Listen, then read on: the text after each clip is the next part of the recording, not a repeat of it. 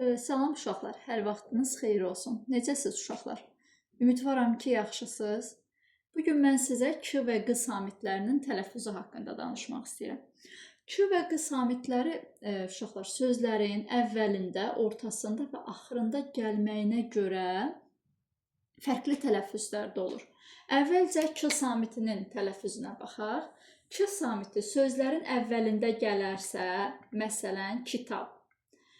Kitab sözündə, baxın, K hərfi sözün əvvəlində gəlib deyə olduğu kimi də qalır. Olur kitab. Burada sadəcə B hərfi P-yə keçir. K hərfinin özü dəyişmir. Sonra, məsələn, kətə. Kətə sözündə də K hərfi sözün başlığında gəlib deyənə ona görə dəyişmir. Elə kətə olaraq qalır. Amma K hərfi bəzi sözlərdə ortada gələndə, məsələn, məktəb sözü. Məktəb sözündə K hərfi sözün ortasında gəlib deyə uşaqlar. K hərfi keçir X səsinə. Olur məktəb. X səsinə də mən sizə əvvəlki dərslərdə izah eləmişdim. X səsi İ səsini verir. Yəni, bax, bu cür tələffüz olunur. Məktəb. Uşaqlar, siz heç vaxt bu sözün tələffüzündə X deyə bilməzsiniz. Yəni, bəzi uşaqlar bunun tələffüzündə məktəb deyir.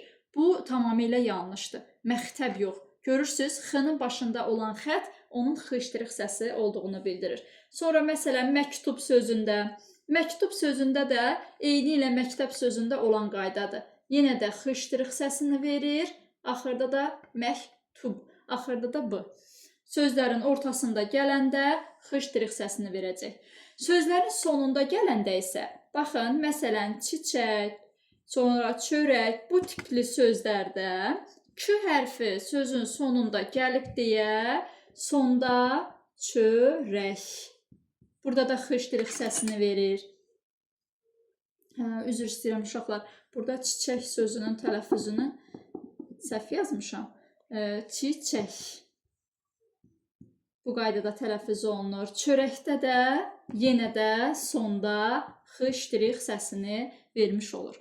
Deməli, uşaqlar, ümumiləşdirək. Əgər K hərfi sözlərin əvvəlində gələrsə, olduğu kimi tələffüz olunur. Sözlərin ortasında gələrsə, X səsini verir. Sözlərin sonunda gələrsə, yenə də X səsini verir. Bir də bitki sözü var, uşaqlar. Bitki sözündə isə K hərfi G səsinə keçir. Baxın, məsələn, bitki. Yəni, burada siz heç vaxt bunu X ilə deyə bilməzsiniz. Ağzınızda da tələffüzdə deyəndə görürsünüz ki, bitki deyə tələffüz olunur. Uşaqlar, bir də yadınızda saxlayın, biz yazını yazarkən sözlərin yazılış formasını yazmalıyıq.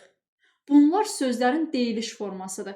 Heç vaxt yazı yazarkən bu formada yazmaq olmaz, bu formada yazmaq olmaz. Düzgün yazılış, bax, birinci yazdığımız yazılışdır. K hərfinin tələffüzü barədə bu qədər. İndi keçək Q hərfinin tələffüz qaydalarına. Uşaqlar, Q hərfində də K hərfində olduğu kimi sözlərin əvvəlində, sonunda gəlməsinə görə fərqli tələffüz olunur. Məsələn, Q hərfi sözlərin əvvəlində gələndə, məsələn, qoyun sözü. Qoyun sözündə Q hərfi sözün əvvəlində gəlir. Ona görə də elə olduğu kimi də tələffüz olunur. Amma Q hərfi sözlərin sonunda gələrsə, məsələn, torpaq, yarpaq, bu tipli sözlərdə Q hərfi sözün sonunda gələrsə, onda bu cür tələffüz olunur. Torpaq. Bax, Q hərfi uşaqlar burada keçir X səsinə. Yarpaq. Bu da bu cür tələffüz olunur. Yəni, Q hərfi sözün sonunda gələrsə X səsini verir, sözün əvvəlində gələrsə Q səsini vermiş olur. Bu qədər uşaqlar, növbəti izahlarımızda görüşmək üzrə, sağ olun.